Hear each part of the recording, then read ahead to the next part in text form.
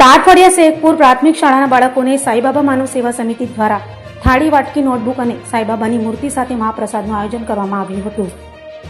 સુરત જિલ્લાના મહુવા તાલુકા તાળફળિયા શેખપુર પ્રાથમિક શાળા ખાતે સાઈબાબા માનવ સેવા સમિતિના પ્રમુખ લાલુભાઈ ચૌધરી દ્વારા શાળાના બાળકો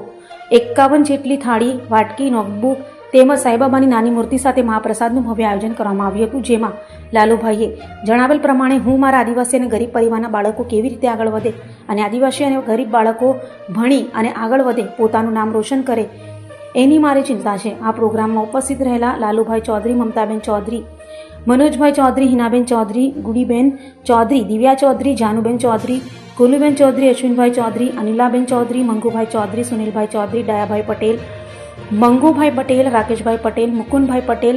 રાજુભાઈ ભોલાભાઈ પટેલ, કેતનભાઈ પટેલ, લલિતભાઈ જૈન, અરવિંદભાઈ તેમજ તાળફળિયા શેખપુરા પ્રાથમિક શાળાના શિક્ષકો મુકેશભાઈ, અમરસિંહભાઈ ચૌધરી, પ્રભાવતીબેન, જીણાભાઈ પટેલ, ડોકીલાબેન, સતીશભાઈ ચૌધરી, મુકેશભાઈ, ચંદુભાઈ ચૌધરી અને મોટી સંખ્યામાં બાળકો વાલીઓ ઉપસ્થિત રહ્યા હતા।